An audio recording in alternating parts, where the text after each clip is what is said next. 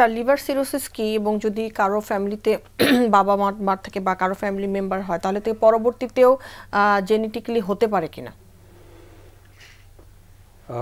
উত্তম প্রশ্ন। লিভার সিরোসিসটা হচ্ছে যে একেবারে যদি সহজভাবে বলি, আমাদের যকৃতের যে গঠনগত দিক, হ্যাঁ, এইখানে এটা শক্ত হয়ে যাবে।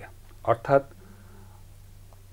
যকৃতের যে নর্মাল কোষগুলো আছে সেটা প্রতিস্থাপিত হবে ফাইব্রাস টিস্যু দিয়ে, এবং এখানে একটু ইরেগুলার থাকবে এবং এই আর্কিটেকচারটা অল্টার হয়ে যাবে। তো এই সিরোসিস কিন্তু 1-2 বছরেও হয় না, এটা হতে প্রায় 15-20 বছর সময় লাগে। তাহলে ক্রনিক একটা লিভার ডিজিজের ফলশ্রুতিতে কিন্তু সিরোসিস।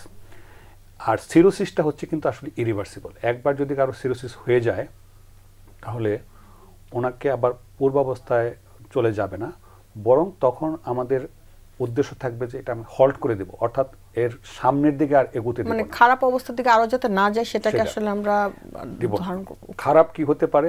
একটা হলো লিভার ফেলুর, লিভারের নর্মাল ফাংশনগুলো অল্টার হয়ে যাবে। আর একটা হচ্ছে ক্যান্সার হতে পারে। তো এখন ফ্যামিলিতে কারো যদি সিরোসিস থাকে তাহলে অন্য সদস্যদের কি করণীয়? এখানে হচ্ছে সংক্রামক রোগের জন্য যদি হয়ে থাকে, সংক্রামক কোনো ভাইরাস দিয়ে যদি এই ঘটনাটা হয়ে থাকে, সিরোসিস হয়েছে, তাহলে কিন্তু ফ্যামিলি মেম্বারদের অন্যদেরও স্ক্রিনিং টেস্ট করতে হবে।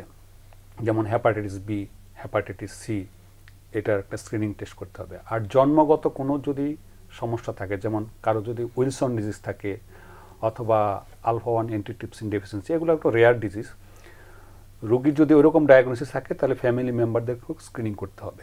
এখানে স্যার এই যে এক্সাক্ট কারণগুলো যদি আমরা বের করতে চাই যে এই কারণগুলোতে লিভার সিরোসিস হয়েছে, এটা কি একটু আমাদের সাথে শেয়ার করা যাবে?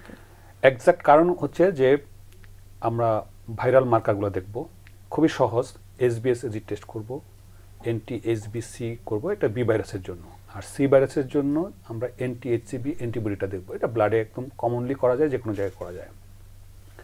আর যদি হাই সাসপিশন থাকে যে জন্মগত কোনো ত্রুটির কারণে হচ্ছে, তখন আমরা ব্লাডের স্পেশাল টেস্ট করতে পারি, যেমন উইলসন ডিজিজ বা আলফা অ্যান্টিট্রিপসিন ডেফিসিয়েন্সি, এগুলোর জন্য করতে পারি।